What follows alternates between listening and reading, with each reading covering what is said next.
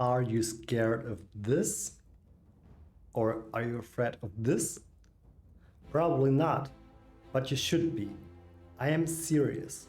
Non-communicable diseases are the #1 cause of death and disability in the world. They kill 41 million people each year worldwide. It is 7 out of 10 deaths of all deaths. And the trend is going in the wrong direction. If you don't believe me, you can look at the statements of WHO yourself. It really bothers me that this does not get so little attention, and is indeed a difficult problem to solve. Reliable information is difficult to obtain when it comes to food. Usually, it's better to consider multiple studies, but this study may explain why processed food and eating out is so bad for us. So we're talking about what may be the biggest piece of puzzle according to a study. A silent killer that affects many of us. High sodium intake. High sodium intake is a major problem in our modern society. According to the study, it has the highest negative impact during lifestyle or food choices. Did you know that the average American consumes over double the recommended daily limit of sodium, which is 3,400 milligrams per day?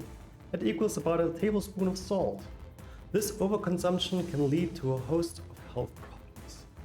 High blood pressure, heart disease, stroke, and kidney disease. In fact, according to a recent study, high sodium intake is responsible for more than half of diet-related deaths.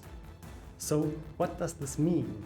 Do we have to eat only sad noodles and avoid salt at all costs? No. We need at least 1.25 grams salt daily for our vital functions. The first step is to be aware of the sodium content in the foods we eat. Processed and packaged foods, as well as restaurant meals, are often loaded with sodium. A single cheeseburger may already exceed the sodium intake that has healthy levels. Other small meals may even triple that recommended intake. So reading labels and choosing lower sodium options can make a big difference. Additionally, cooking at home with fresh ingredients allows us to control the sodium levels in our meals. Another solution is to increase our intake of whole grains and fruits. Whole grains are a great source of fiber, vitamins, and minerals, and have been linked to a lower risk of heart disease and other chronic illnesses. Fruits are also packed with essential vitamins and minerals, as well as antioxidants that can help protect our cells from damage. The evidence for the importance of reducing sodium intake and increasing whole grain and fruit consumption is overwhelming.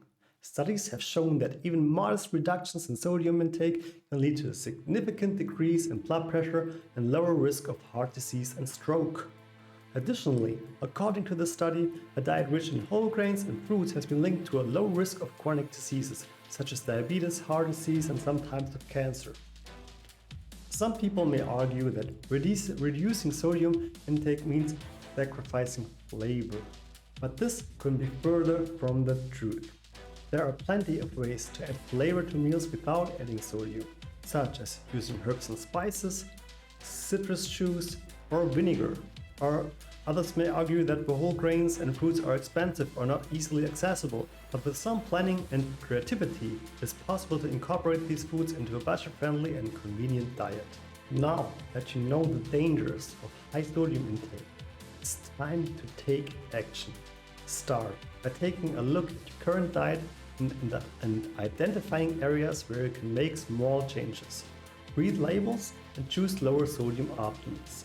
The food traffic light in Europe is a great tool for making your choices easier. The rule of thumb is to eat a maximum of 2 grams per sodium per day. That equals about 5 grams of salt. And that is about 1 spoon of salt. So when you're doing lots of spurts and sweating a lot, you may need more salt. Also, keep yourself hydrated at all times. Learn to cook at home with herbs and fresh ingredients. Together, we can take the steps to combat the devastating impact of NCDs. Thank you for watching, and until next time, this was Dennis. Bye.